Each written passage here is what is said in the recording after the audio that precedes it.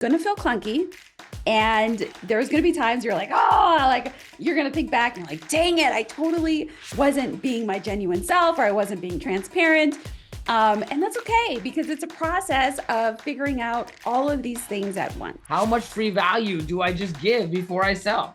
Like, and this is what we call the free line. Like, where's the free line? And like, how much free value do we give? That's a really hard question. You're really challenging your clients. It's going to be uncomfortable for them, and it's going to be super uncomfortable for you as the coach. Being authentic in your prospecting comes down to the fundamental belief that what you're doing is not robbing them of money. It's actually giving them real value for the money they give you. It's like, I believe I can change their life. How much is that worth to them, right? And how much is it for me to spend my time there? Welcome to another amazing episode of the Coach's Journey podcast. I am Dr. Sherry Flewellen, one of the co-hosts. And today we have Daniel Fernandez, amazing executive coach, also one of the leadership of the Coaching Mastery community. We get to have a conversation today about a topic that is highly relevant to you as a coach, as you build your business. And I am confident that our conversation, our masterminding in this podcast, our thoughts and observations of what we've seen with other coaches is going to help you as a listener move your business forward and help you get even better at having conversations with potential clients. So I'm excited for today. Me too. So you know what you didn't say? Hello, Coaches Nation. So Coaches Nation, if you want to be prospecting, which means you want to grow your business, which actually means you want to help people. If you want to help people, you got to grow your clientele, which means you got to prospect, or you have to have some form of getting clients. And a lot of people struggle with talking about what they do as a coach. A lot of coaches struggle with like saying like, I'm a coach, which is like with how do I help you? It's like, they don't want to be icky. They don't want to push burdens on people. But today we're talking about how to do that authentically. How do you prospect authentically? And I don't even like the word prospecting sometimes, because it comes up with these negative connotations like, oh, I'm prospecting. I'm going to sell somebody some stuff, which a lot of people have this idea about selling that it's like icky and that it makes people like freeze up, and it can, but it doesn't have to. Absolutely. So today we're talking about that journey of how you as a coach become better at that prospecting and about being authentic in it so that it feels good to you and to the other people that you're around doing it with, right? Yes. So there's 3 core concepts that we're going to unpack and talk about. But first, I would love to just give you, the listener, the freedom to not have to do this like everybody else. You have a different and a unique personality. You have a way that you interact with people, a relational style that is just different. And I want to give you a specific example. So I have a friend who is a marketing coach. And his approach when he's talking to potential prospects and he gets to the point where he's making a pitch, he will say, so are you ready to give me your credit card yet? And it totally works for him because it's consistent with just kind of who he is and just kind of the playful, but really blunt and like, let's get this done type of attitude he has. And it works for him. He gets people to, and they love him for it. That is like, I think about saying that. And I'm like, oh my God, that's not my style. That is his style. It works for him. I think it would be incredibly weird if I did that. So I just want to give you the freedom to know that even the things that we talk about today and the examples that we share from our own experience and what we've seen and heard from other coaches, you get to take the pieces that fit for you, and the pieces that don't quite fit, you can figure out how you need to massage them and adjust them and rephrase them in a way that really fits for you. So you have all the freedom in the world to do that. Yeah, and I love that the things we're going to talk about today, the three things that we have on our list to talk through, they are adaptable to you and your style. So adapt them, as Sherry says, to you. Do your style and be yourself. That's the idea of being authentic, right? You're prospecting, but you're being authentic. It's just an extension of who you are. Right? Yes, so absolutely. I love that preamble, Sherry. It's really important. So the first kind of principle with authenticity is literally just be genuine and be transparent. Be genuine, like really understand and let yourself shine through. Be genuine in however that those types of conversations that you engage in, the types of things that you enjoy talking about. Just be genuine. And then let's talk a little bit more specifically, Daniel, about, okay, well, what does that What does really that mean? Like, mean? I was just thinking, right. like, it's hard for people to be genuine when they're thinking about prospecting and sales. I know. That's the thing. If you're thinking about prospecting and sales, it's going to be harder for you to be genuine because you're thinking about, what do you get out of this? Do I get a sale? I need to get a sale. Yeah. I need to turn this person into a client. But actually, no. The irony, and we talked about this in our mastermind with our pro members in the Coaching Mastery community very recently, the irony of authentic prospecting is you have to accept that not everybody you're talking to will be a fit. You don't know anything about them. You cannot assume they're going to become a client. You can maybe think it's possible. That's a fine frame, but trying to make this person into a client before you know who they are and what they're about and what they need, maybe not the greatest strategy. You can be hopeful that they can become a client perhaps, but don't like think about that as the frame for your conversation. Be genuine. Like, it's about being you and having a real conversation. And if that turns to an invitation into coaching, great. If it doesn't, you're building, the real frame is build a relationship. Build that relationship one conversation at a time. That's what authenticity is about, right? Yeah. Yeah. And so when you think about being genuine and being authentic in your interactions, one of the things that's really helpful is sharing stories. Sharing stories can particularly be, and this is kind of what I do. If I'm talking with, so my clients, I tend to be entrepreneurs. A lot, they're busy, they're a little overwhelmed, and so I share, like, I get it. You know, here's my experience with being overwhelmed. And my experience isn't necessarily going to be exactly the same as theirs. But when I share stories about when I've struggled and maybe the one or two things that I did at that moment that was helpful to me, it helps me be, be kind of on their level, in that sometimes it's, we can get put on a pedestal, or people feel like, they don't really understand. And not that you have to experience everything that your clients have ever experienced or are struggling with. That's not what I am trying to say. But having these stories and being able to show, yeah, I struggle too. I'm real. I'm genuinely human like everybody else, can really go a long way with building rapport and connection. I had a discovery session. I'll tell the story right now. I had a discovery session last week, another follow-up session this week, with somebody who would be a new client. There was a referral. I got on a connection call with them, just talked through a few things, asked them some questions about their life situation. And actually, that whole conversation was me probing different questions about them because they were already in a place where they were asking for my help. That's different from somebody who I've just met. I wouldn't have the same conversation. It would be different. To be genuine in both situations would be a contextual question. If somebody comes to me for help, I can ask them a lot of questions about their life and probe and see where I could help them, because they're expecting that, right? It's a natural conversation. To be genuine with someone I met on the street, I might not do it exactly the same way. I might have a normal conversation, but me being genuine, I tend to go deep with people. But I've learned that small talk is the gateway to big talk. So, if you struggle with small talk, sometimes it's good to learn a little bit of that so you can set people at ease. That's a genuine thing to do. That's something I've learned to do.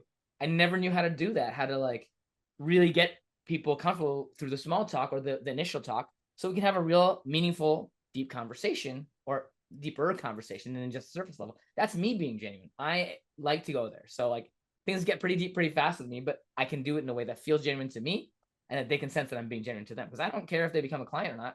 It'd be cool if that was a possibility that came out of it. Whether I have space or not is a different question. Whether they want that or not is a different question. But I like these like connective conversations. That's me being genuine.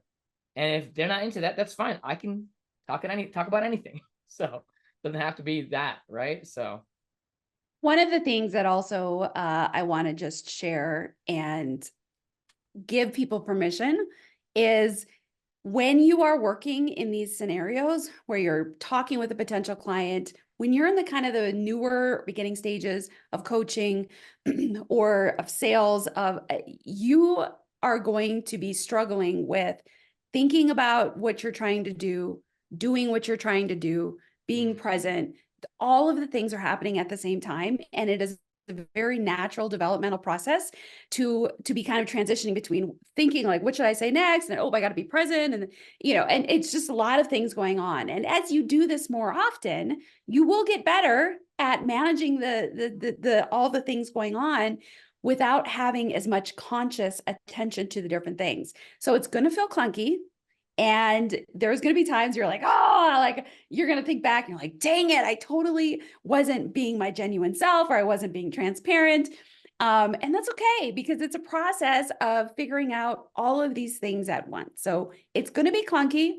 Just expect that, accept that, and then work through that process over time.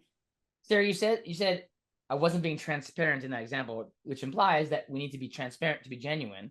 Can you talk a little bit more about what you meant by transparent? Because I think it's a really important word, which is it's a very specific word. It's not like brutally honest. It's transparent.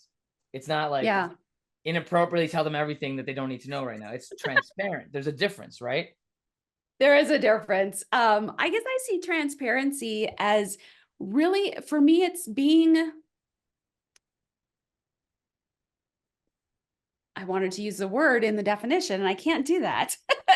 You can do a circular definition. That's fine. being open to people's perception of me, I think, is part of it. Okay. So as I'm thinking about this, let me share a story totally unrelated to coaching, but was a moment where I was like, I really literally in my mind was like, do I be transparent about this or do I not? And I chose not to. It was a total social situation. So my family and my husband, we were at an event in my local community last Friday. Okay. And so we're eating food outside, talking, and this gal that is in the real estate community that I see quite often, she comes up to me and she's like, wow, your hair is getting really long. Okay. So I got long hair. Here's the thing. Like, most of it is my natural hair. I do have extensions. Okay. I had no idea. Yeah, I do have a set of extensions built in that help. I'm getting older. My hair is thinning. Can't even tell. I don't even know how to do that. Thank you. And so she's like, yeah, your hair is getting really long. She's like, yeah, the last time I saw you, which was probably like a month ago, she's like, I thought it was like shorter than that. And I was thinking in my mind, it's because I got new extensions and the extensions are a little bit longer than before. Like, this is going through my mind. And at the moment, I totally had this conscious decision of, do I just say like, yeah, I got, or do I just not? And I totally chose not to say anything about my extensions. Like, I don't really care-ish if people know. But at that moment, I kind of did care. And for whatever reason, like, I chose not to tell her. And I, like, 5 seconds afterwards or 10 seconds after not telling her and we were done with our conversation, I was like, I should have totally said that, because I felt like I was trying to be somebody that I wasn't. The lack of transparency led you to feeling ungenuine, not genuine. Ingenuine, what's the word? Yeah. Not genuine. Disingenuine. Disingenuine. Yes.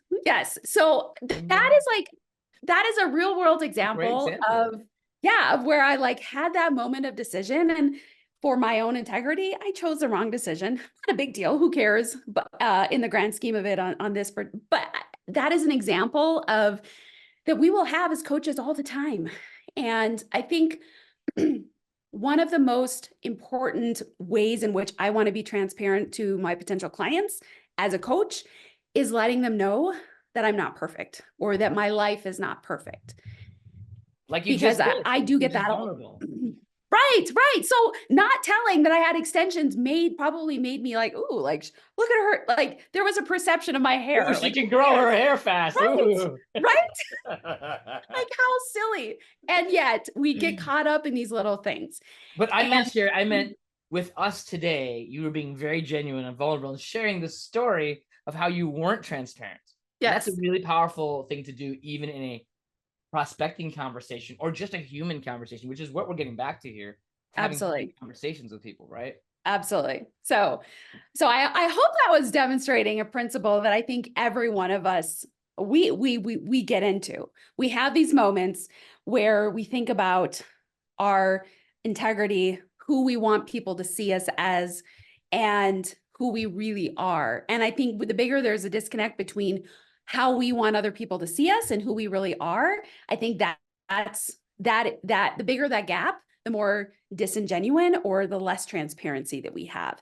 And I think as a coach in the coaching industry, we need to be transparent. I think it's the lack of transparency and trying to pretend that I'm somebody that I'm not is hugely destructive, not just to my ability to be a coach to this particular prospect, but I think it's a coaching wide potential issue. I think it's a human-wide issue, and coaching has the same issue, right? But it's worse in coaching because your business is reliant upon it. So, Right. and your livelihood, where you can get away as a human with being less transparent and still make an income. If you're a coach, it can hurt your income significantly if people don't feel your transparency or your genuineness. It's harder to trust you to be willing to let you be their coach. Yeah. And so I think it's super important to talk about this not to talk about everything, but when it's relevant to bring it up. I think as Sherry said that I'm not perfect. Like I was in a conversation with this same discovery session last week that he was talking about his he's not like organized and he's like all over the place. I'm like, right now, the last 6 months I had a newborn and I've gotten completely disorganized. All my systems have fallen apart. I said, but I know how to rebuild them, and I know I can help you rebuild them, build your systems, right? Because I've done it multiple times in the past. And so like I'm in a place right now and I know it's part of having a newborn. It's like things got deconstructed as it happens with newborns. And so part of the story I told, right? And so I think that the key points here that we're talking about in being genuine and transparent is, being vulnerable, demonstrating vulnerability because you're asking them to be vulnerable, demonstrating your own growth because you're asking them to grow if they're going to become a client.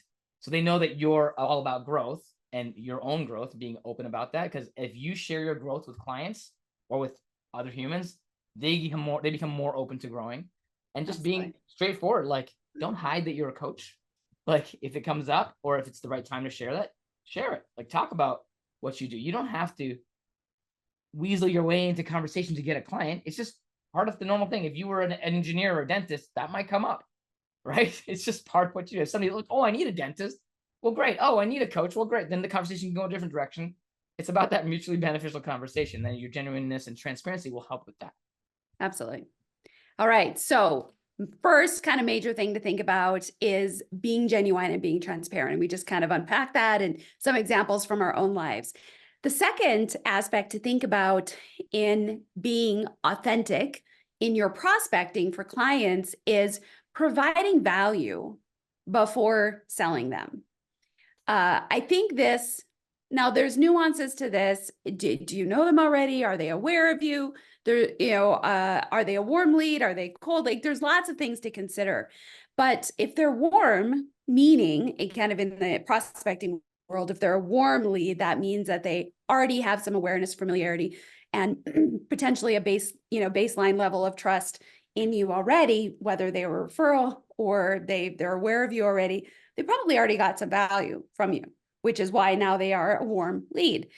And so think about how are you providing value to your prospects before you then have the conversation of, and I can help you even more. And this is what it would look like. This is my program, that sort of conversation. So let's talk a little bit more about, well, what does that providing value look like? What are some ways that this can happen? Well, it's interesting. Like the first one was more about being human, and the second was more about being a source of value for that other person or for the people that you're talking to, right? And I think this is also another way of being human. It's like I think ultimately all of us deep down we desire to be more valuable to the people around us, just because it's good for us, but it's also serves other people and helps them. And being valuable can be hard in some circumstances. Sometimes we don't feel we have any value to provide, but oftentimes the relationship that you're building itself can be valuable. There's lots of forms of value, right?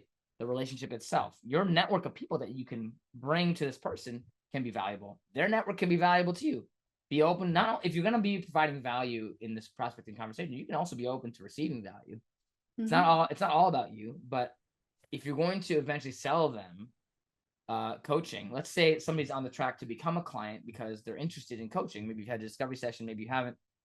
The key is that they're probably not going to buy your coaching package unless they can understand and experience that you have been valuable for them, that you've provided enough value that they can trust that it's going to be more valuable going forward. Because if you're asking them to pay, they're paying for something they want, which is the value, right? Something they need and they perceive that will help them. And so have them experience that before they buy, because it's going to be a lot easier for them to buy when they've experienced it. That's why if you're doing discovery sessions, even going through the process of clarifying what they want can be valuable, right?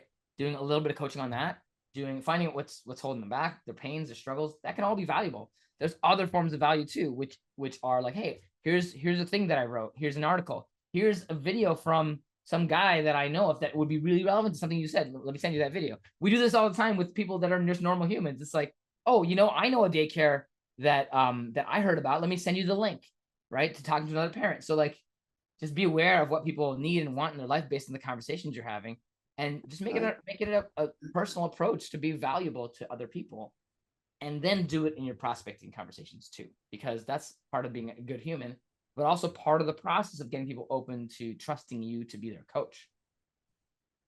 I don't know. I think I answered the question, right? The challenge in value from my perspective is that I don't get to choose what is valuable. What is valuable is based on their perception of what they need.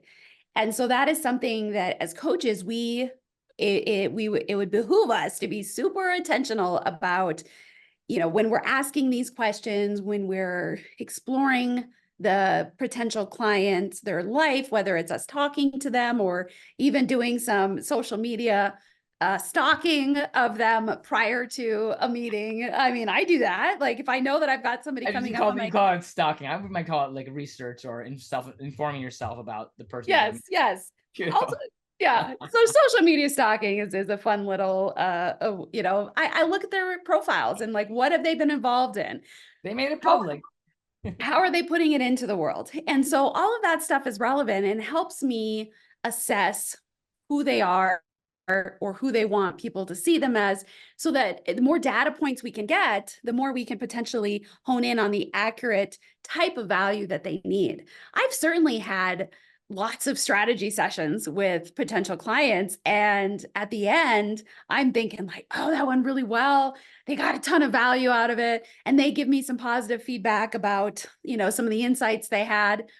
But the reality is, if they are not willing to put money into it, then they didn't get either enough value or the right kind of value. Or I didn't, there's some disconnect. So I just want to make sure that we're thinking about the value from their eyes, from the eyes of the potential clients, because that is absolutely the most important. Yeah, so one question that I like to ask if it's an intentional call for like a strategy session or follow-up session where they're already in the context of you coaching is like, what would be valuable for you? Like, what would be most valuable for you by the end of this call to have reached or have made progress on, right? Yeah. Then they just tell you, and you make sure you cover that so that they feel it's valuable. And then you can also ask at the end for that feedback is like, hey, what was most valuable? And they can tell you. Or what were some of the things that were valuable to you today? And they can tell you. If they can't find anything, then you can say like, what about this? What about that? Because maybe sometimes people have a hard time remembering. And then you can sort of learn about this person and their value. And you can also learn what are the things that you do that are valuable to people in general, right? Yes. So if people think this kind of thing that you do is valuable and you hear that over and over again, well, that's part of the value that you can provide, right? And that may be part of your messaging, your program as a frame for people to find, to give them the things that they find valuable, whoever it is you're connecting with. And that could change depending on your niche, depending on who you're connecting with and who's in your network. But getting to know yourself and the value you can offer, getting to know them and the value they need, and that intersection, that overlap is what creates the opportunity for mutual benefit where they pay you and you give them value, right? Absolutely.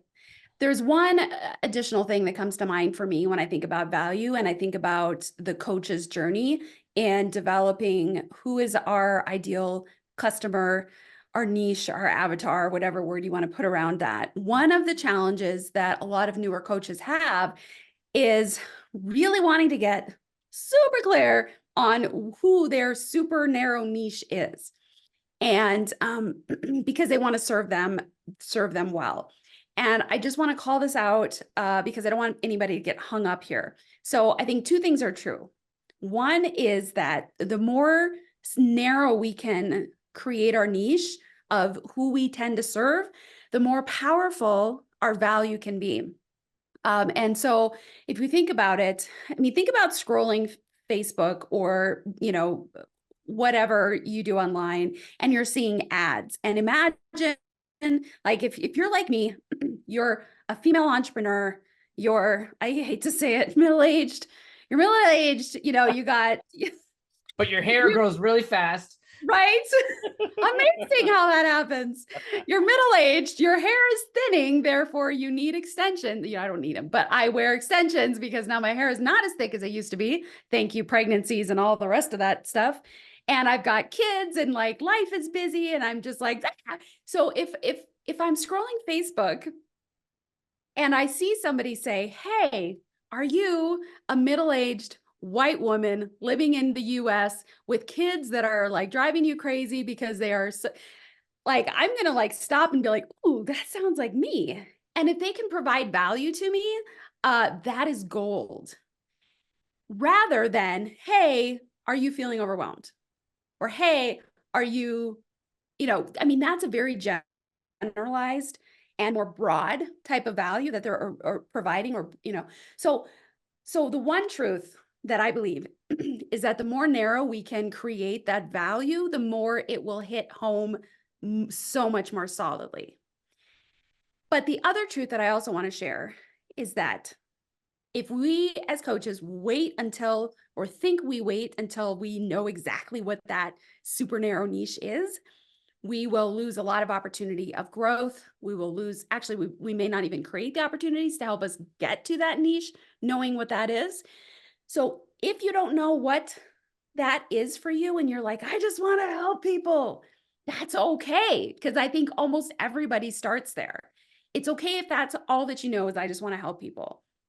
Figure out how you can provide value in the way that you can with whoever is in front of you or is in your network, and then work on the process of getting more specific and more valuable because you are getting more specific.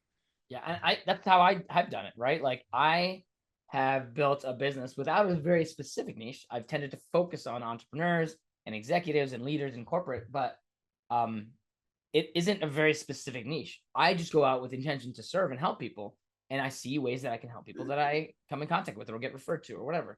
And the key is finding out from them what's valuable. Again, going back to it, at some point I'm going to probably niche, and then I'm going to probably niche in a different direction. Like you can date your different niches over time. You don't have to marry it right away. And I actually, for early coaches, I recommend not actually marrying your niche unless you're pretty clear. Like a lot of times you need to experiment a little bit. Maybe try a particular group of people. But if you're going to try a niche out, it's going to be like 6 months of concerted effort to really get to know this niche before you can really know, is this the wrong niche? Like aside from that, as Sherry said, like it's really powerful to just go out there and try to help people and then iterate and figure it out, because that's part of the journey of figuring out your niche, right? Absolutely. So yes, it's powerful for your marketing and for your framing to have like, "Oh, I do this kind of coaching for this kind of person in this particular context." That's a big ask for someone at the beginning of their career. It's almost like saying, "Hey, I'm an engineer and I'm at the beginning of my career as an engineer. And I know exactly what I want to do." Some people do know, and sometimes they're wrong. Sometimes it just changes over time, and other times it's just your career evolves because you're going in like a kind of a direction. My engineering career before I became a coach kind of evolved just on its own. I didn't think I was going to be in manufacturing, but I had a couple of co-op jobs in manufacturing, and then I got hired by General Motors from my co-ops. Yeah, and then I started there as an engineer doing like working IT and assembly lines, and then that grew into doing more integration work. Then I started doing projects to integrate larger manufacturing assembly projects with IT. And then I built some tools, and then I went into like operations management at a larger manufacturing plant, and on it went. Then I got into leadership and training and being a manager. I got to learn all about all that, and then coaching. Then I started going to business school. There was this evolution of my focus as an engineer. And that just happened over time. And that's going to happen for you as a coach. You're going to maybe get a certification here, and then you're gonna be like, "Well, I kind of am going in this direction." You're going to get a certification there. Or maybe you're going to just get some clients in this area and be like, "I really like that," or "I really hate that." And you're going to evolve and iterate. It's just like every career. I want you to think of coaching as a career path that evolves, and you can evolve that more intentionally for sure. That's where having a coach can help you, or a mentor or somebody to help you in your career path. I wish I knew that when I started out as an engineer. Get a mentor right away, right? Have them help you figure out your career path and your goals. But it's okay to iterate. It's actually probably the way that's going to happen, right? Yes. And so to use a metaphor, it's the coach's journey, not the coach's one-way escalator. Yes, and bring all that back to the point we're making about providing value. The value depends on the person. If you know your niche, you're gonna have more of the similar values that you can send to people as you develop, worksheets or tools or resources or videos or content. You can send them that. We can send specific contents that you've had found from other people, whatever. But whatever the value is the value for that person. Now, I want to talk about a concept that can be complicated, but also really simple. Like, how much free value do I just give before I sell? Like, and this is what we call the free line. Like, where's the free line? And like, how much free value do we give? That's a really hard question, because a lot of the times it's like, have I given enough value? Will they buy? And maybe you do the offer and they didn't buy because you didn't give enough value, or they don't feel that you did. Doesn't mean it's over. You can still give more value and keep on going down the road. But like, where is that free line? I mean, I have some ideas. I'm curious about you, Sherry. I'm still playing with that free line. What I feel, the mindset that I have been given by another coach in our community is, if I give value and it's not enough, and so it's not a yes yet, I can still give more value. The book is not closed. And so that I think is the biggest gift that I've been given in prospecting, is realizing that if it's a not yet, it's a not yet. And I can still check in with them, still offer You more mean if they value. said no to your offer, right, Sherry? Correct. Yeah, if I've had a strategy session or whatever that looks like, and they're like, yeah, no, they have objection, and I'm unable to help them work through their objection effectively so that they then sign up for the program, I can still provide value with them over time. I can still check in. I can do another session, maybe a shorter session, like, hey, in a few months, how is this thing going that we had talked about a few months ago? Have you been able to work through it? Is it still a challenge? I would be happy to jump on a call to see if we can, help you get unstuck a little bit, or help you Wait get a minute, clarity. Sherry. Are you saying you're going to give them more free coaching? Is that what you're saying? Right? That is sometimes what I do. Every coach gets to make this decision on how much is enough. At what point are they going to be like, okay, they're never going to buy. And I would prefer personally to err on continuing to give them value, unless there are some things about them, their situation, that are not I wouldn't want to work with, or I don't feel like I could serve them well. Then I might stop, and say, hey, maybe this would be a better fit for you. And then I would stop. But for most of the people, if they are someone that I can reasonably serve and well and be able to support and help them, then I'm going to continue to offer, or my perspective is to continue to offer them value over time until they say yes, or until they say, okay, enough is enough. I don't ever want to see or hear from you again. Or until Which you say that. You as a coach can say that too. It's I not, can. it's not just like, I think most people would welcome help, understand that it's like, I don't want to take advantage of this person giving me help. Most people, if somebody's actually happy to take advantage of me, I don't know if I want them as a client, because the clientele that I want are the kinds of people who wouldn't want to take advantage of me, right? Yeah. And people who understand that, like, doing this enough times, you should be able to make a decision, especially after the offer's been made, right? Because it's my process. So if I haven't made an offer, they don't even know what I'm doing, right? If I've made the offer and they're not ready, and then we do another session or another free value to help them understand, a lot of the times the extra free value actually can be coaching them on the decision about coaching. Like, so one thing I like to do is give them as much value as I can in the time I have available. Once I make the offer, it's like, well, let's continue to talk about, if you've made the decision to come forward, then great, we can just start coaching. If you haven't, like, what's in the way? Maybe we should coach through that. Like, if you really want to do coaching but you're not ready to commit, let's talk about decisiveness. Let's talk about why it is important to you and what the trade-offs are and whether this is the right trade-off for you. And you can coach through this if it's like, oh, I don't have my finances together. I'm like, let's coach through finances to see if we can get it together. Is this something you really want? Do you want to do that together? I can help you with that, just like I would help you with all the other decisions you need to make in life. Or my Absolutely. wife's not on board. Well, let's talk through like why she might not be on board. Would you like to talk through that? If you could get her on board, would you want to go forward with the coaching? And then you can sort of work through like coaching people through the objections can be very valuable. It can Absolutely. demonstrate the value that you have to offer in other areas of life, right? So that's a perfect place to, I think, add more value to help them with the things they're like. If they really want to coach, but they're just like, I can't do it because of A, B, or C. Well, let's talk through that, because there's a lot of things in life that you can't do because of A, B, or C, but maybe those are not real. Maybe they're just in your mind, resistances, or maybe they're just like something you can do to change that, right? Whether it's about coaching, or whether it's about your relationship, or whether it's about your work world, whether it's about, your kids, whatever it is, right? Showing that you're that kind of transformational coach who can transform them can be valuable to both of you, right? So that's Absolutely. another example of free value you can do. Yeah, I love that. I love that so much. Okay, so we talked about the first two, the first one being genuine and transparent, and what does that look like as a coach, and getting more used to doing that and not having all those voices in your head trying to be like, okay, do this and do this and be.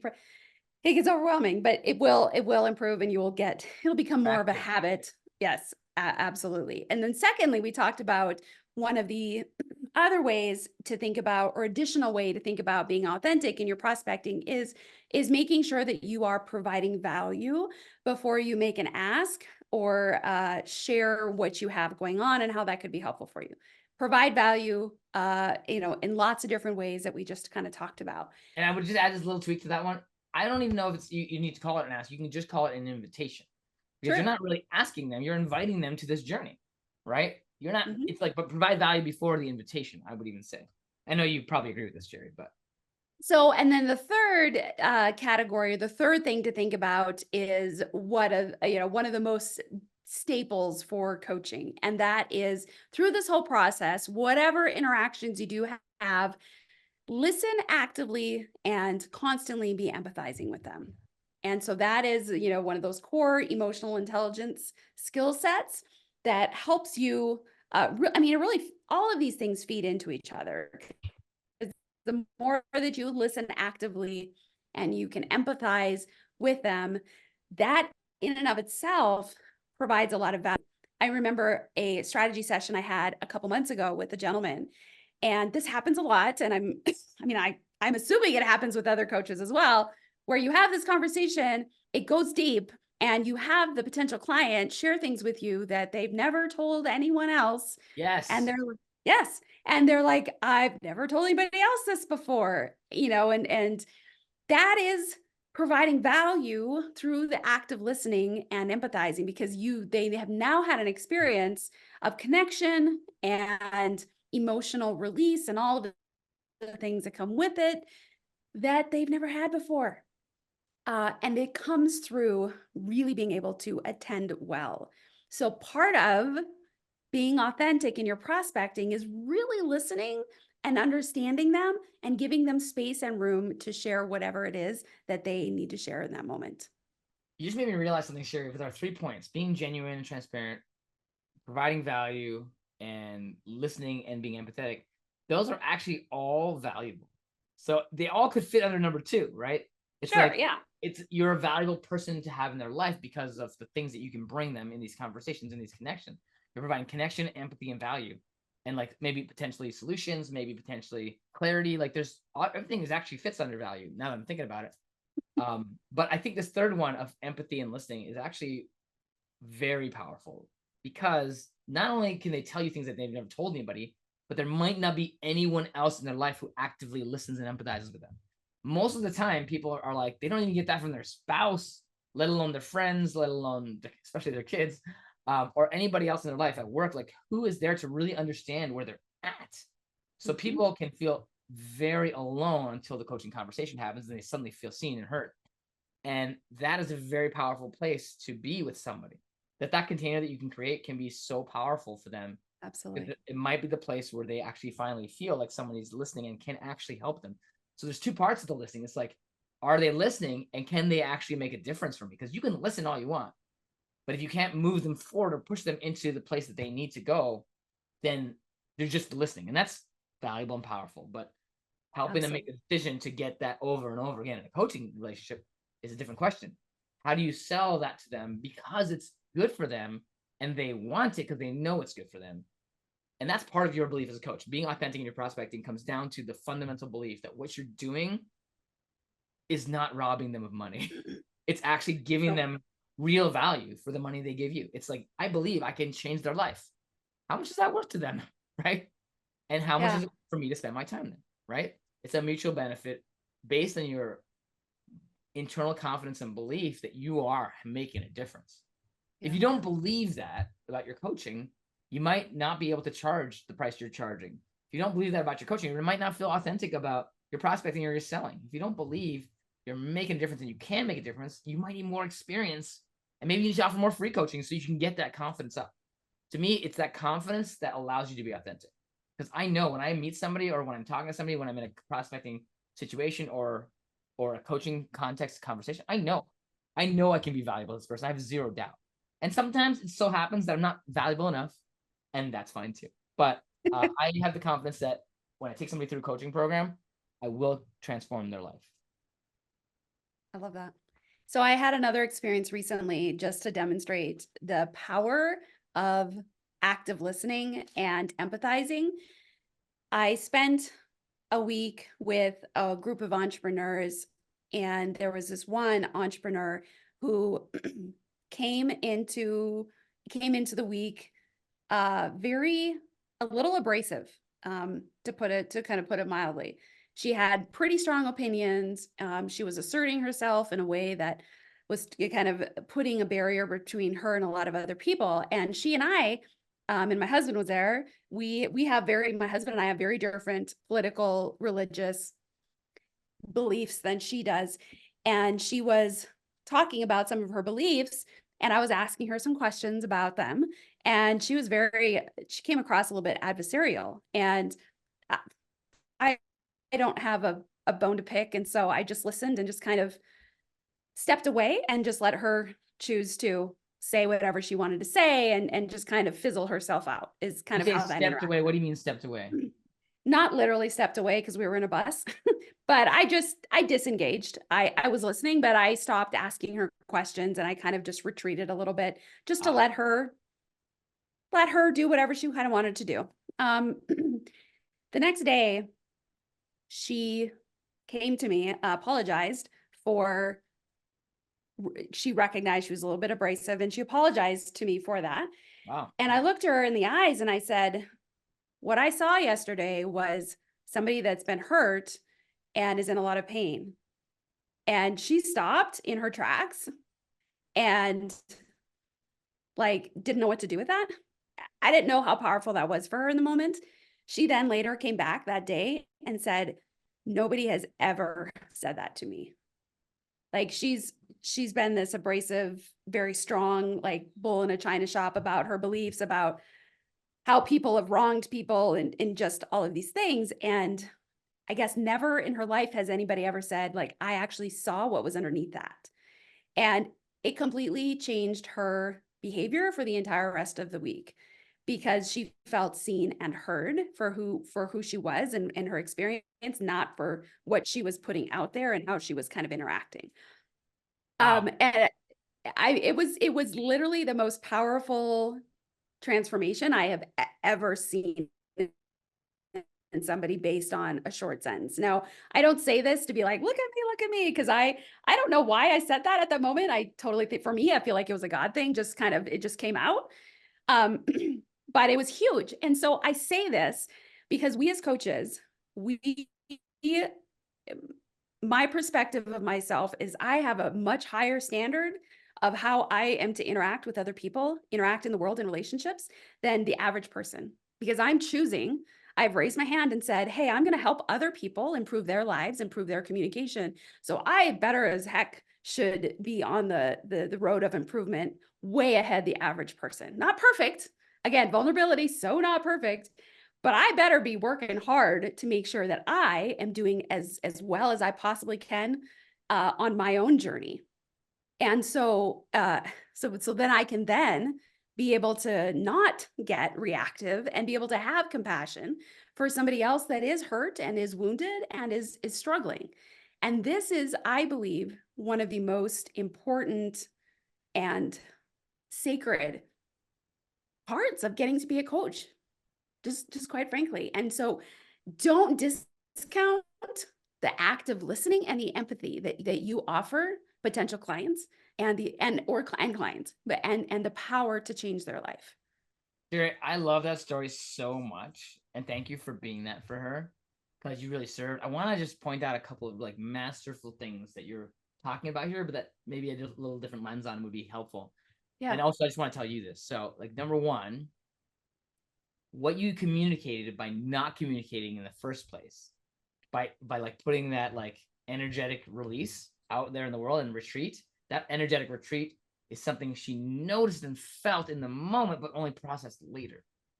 That's So true. that silence can be just as powerful as anything.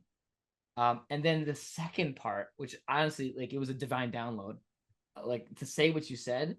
Yeah. And I think it's really powerful. I see somebody in pain. And what was the other part of what you said? Remind me. What was the whole sentence? Um, what I saw yesterday was you were hurting and in pain. Yeah. What I saw was you were in pain, and just like processing. So two things you're demonstrating about what we're talking about. One is listening, and also sometimes retreating is a form of listening. And the second part is it's actually not just listening; it's challenging. There's an implicit challenge in you doing the little retreat. You're saying something without saying something, and then the second conversation where you said volumes in a single sentence. You didn't say too much. What you're demonstrating, you demonstrate listening, and then you demonstrate a little bit of pushing and challenging. And that, to me, the highest level of empathy is when you have both. Empathy does not mean I appreciate and understand and listen, and especially in the coaching context, right?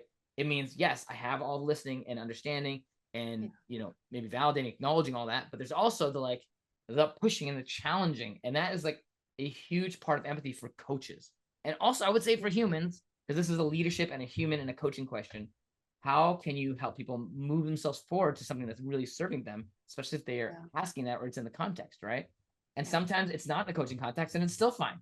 Like, I have family members that I will challenge on something because I need to challenge them. Like, that's me stepping up as a leader in the context that I'm in. Yeah. Friends, my spouse, and also accepting challenges from them. But I just want to demonstrate, I want to point out that Sherry demonstrated listening and challenge, both lenses of the empathy that you need. And I really love that. And Sherry, I love how little you had to do to effectuate a change. So maybe sometimes we don't need to try so hard. We need to allow that download to come for us and just like tell it how it is and give that like empathetic challenge. Yeah. And I bet you anything, Sherry, tell me this. The energy you had was one of love and service when you were doing that challenging. It was. And it was. I was caught off guard. It probably wasn't as the second one. Yes. I wasn't caught, I didn't have time to like prepare, sometimes we do sessions where like, we have our little routine that we do and we get our mindset right. It was totally taking off guard. She pulls me aside and stuff, which is again, why I totally think this wasn't a me thing necessarily. But at the same time, as coaches, we have so many opportunities to practice and habituate being present and being empathic and being able to see levels of people's communications, not just what they say, but the things that they don't say, that we have an ability to be able to be that for people, even when we're kind of taken off guard and not expecting it. And I do want to highlight something that you said, Daniel, which I do think is important. And I hadn't actually thought about with regards to this particular scenario. And that is that challenging people really comes out of true empathy. I think the average person, from my experience, thinks about empathy and sympathy like they're all tied together, and it's just feeling sorry and, like, oh, I'm sorry that happened to you. That it's just, it's a form of like kind of comfort. Like, empathy is like helping people feel maybe comfortable in what's going on. And I'm not saying that there's not a place for that, but if your goal as a coach is to help your clients be more comfortable, that I think is completely opposed to potentially the power that we have as a coach. And that power comes from challenge, which is super uncomfortable. And it's not just if you're really challenging your clients it's going to be uncomfortable for them, and it's going to be super uncomfortable for you as the coach.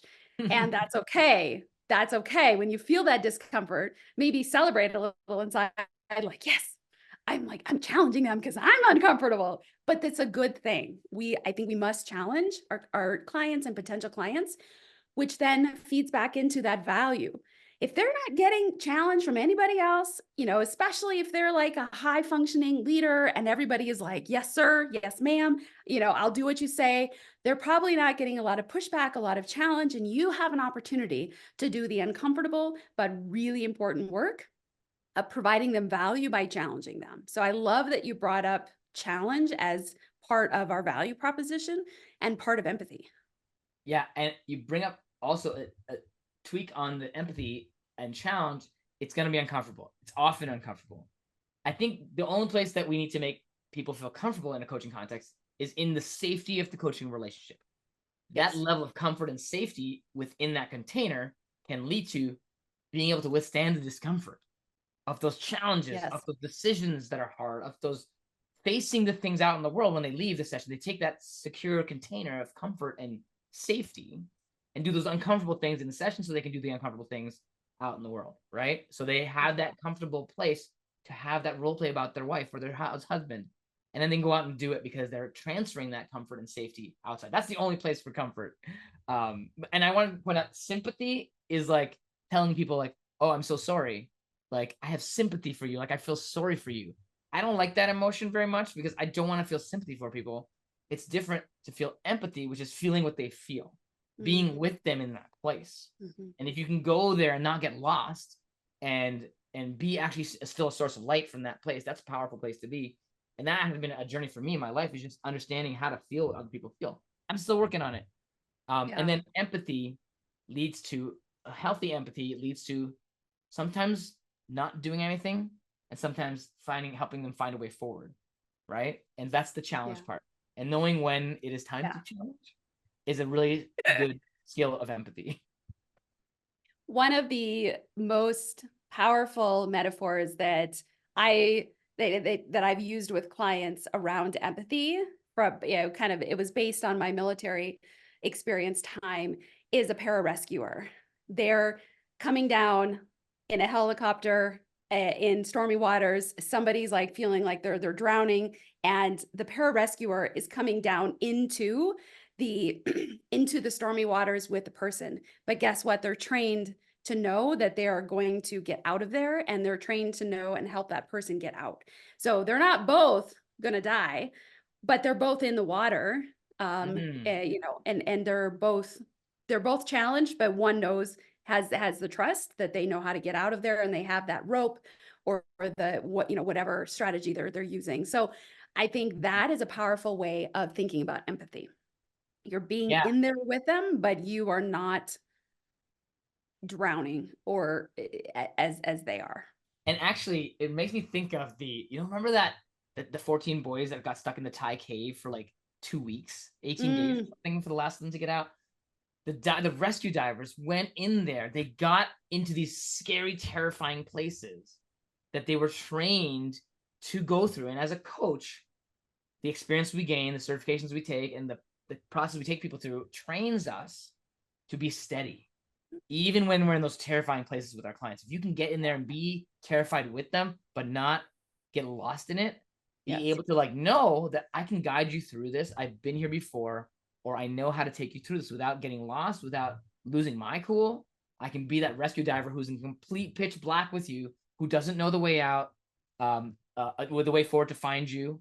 And it knows it's going to be really hard to get back, but at least they think there's a way.